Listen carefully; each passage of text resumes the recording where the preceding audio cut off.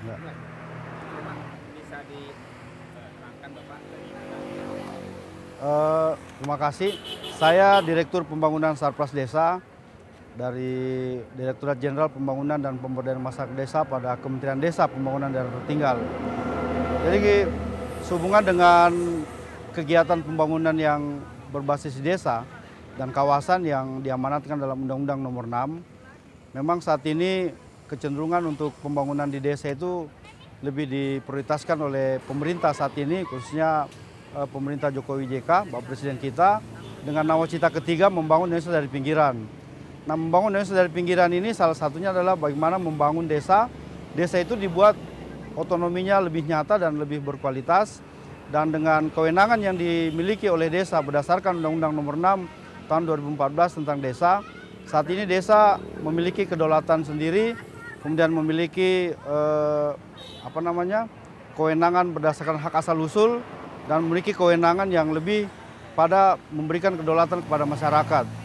Nah, sekarang desa untuk membangun itu tidak seperti dulu lagi, karena memiliki satu potensi yang kita sebut dengan dana desa. Nah, dengan dana desa ini semua kegiatan baik itu pertanian, kemudian ke ekonomi, kemudian sosial, itu semua bisa dilakukan secara mandiri oleh masyarakat tanpa intervensi lagi dari pemerintah maupun tingkat yang di atasnya. Kemudian untuk ke depan, desa ini akan kita arahkan menjadi mandiri, kemudian akan diarahkan kepada bagaimana mengelola sumber daya desa lebih baik lagi. Potensi-potensi yang ada di desa, baik potensi sumber daya alam, kemudian potensi-potensi wisata dan lain sebagainya, itu akan lebih dimanfaatkan oleh desa ke depan.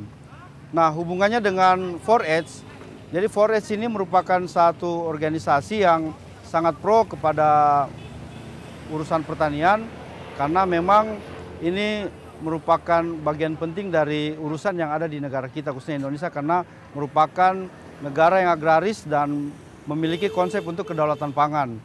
Nah, 4H dan desa sangat berkorelasi sebenarnya, karena sebagian besar masyarakat itu yang berbasis pertanian itu ada di desa. Nah, sementara Kementerian Desa itu mengurusi mengenai permasalahan, kemudian bagaimana membangun resources yang ada di desa tersebut. Sehingga memang ke depan 4H dan desa ini sangat-sangat cocok untuk dilakukan kolaborasi. 4H mendorong dari sisi peningkatan sumber daya manusia, kemudian desa dari sisi sumber daya alamnya.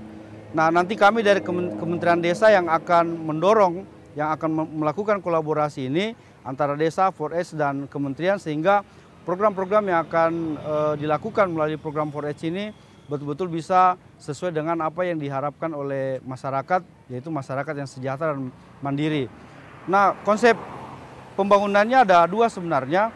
Yang pertama itu kita lebih kepada bagaimana membangun atau memperkuat kompetensi daripada masyarakat melalui 4H. 4H nanti akan memperkuat kompetensi, kemudian pengetahuan, kemudian tambahan amunisi buat pengetahuan masyarakat itu perlu dilakukan, khususnya di sektor pertanian, karena memang di desa itu sebagian besar, hampir 80% itu adalah masyarakatnya sebagai petani, sehingga memang dari kelompok masyarakat menengah ke bawah ataupun kelompok yang masyarakat dari umurnya 17 tahun ke bawah itu sudah harus diberikan pengenalan tentang bagaimana pertanian.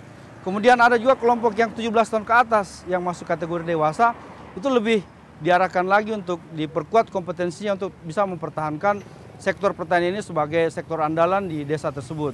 Nah, ini nanti Kementerian Desa yang mengurusi desa akan betul-betul melakukan kolaborasi program dengan 4H, sehingga nanti desa betul-betul bisa diarahkan sekali lagi menjadi lebih baik daripada desa-desa sebelumnya. Nah, rencana kami untuk ke depan, dengan program yang dimiliki, contoh saya selaku Direktorat Pembangunan Sarpras, Direktur Pembangunan Sarpras, itu memiliki beberapa program yang akan kami sinergikan dengan 4H. Karena sesuai kewenangan yang ada pada kami, itu kami diarahkan untuk membantu desa, walaupun bentuknya hanya sebagai stimulan, tetapi bentuk intervensi itu dalam bentuk pembangunan infrastruktur atau sarana prasarana. Nah, kita tahu sarana prasarana di desa itu masih sangat terbatas. Kemudian kita arahkan, kita memberikan stimulan kepada desa, kemudian nanti desa secara swadaya bisa mengembangkan sarana prasarana tersebut. Jadi ini kita mulai belajar untuk memberikan rangsangan kepada desa-desa yang memiliki etos kerja tinggi, kemudian punya konsep pembangunan yang baik dan bisa memberdayakan masyarakat. Nah, ini satu konsep yang merupakan konsep yang perlu ditindaklanjuti terus, karena dengan memberdayakan masyarakat kemudian ada campur tangan pemerintah, ini merupakan satu kekuatan. Nah, di sini nantilah kekuatan 4H itu, 4H yang merupakan satu lembaga yang bisa mendorong kemandirian di desa, kemudian didukung oleh pemerintah, dalam hal ini kami Kementerian Desa, itu bisa betul-betul terwujud harapan yang akan kami sampaikan sekali lagi untuk mesejahterakan masyarakat yang ada di desa.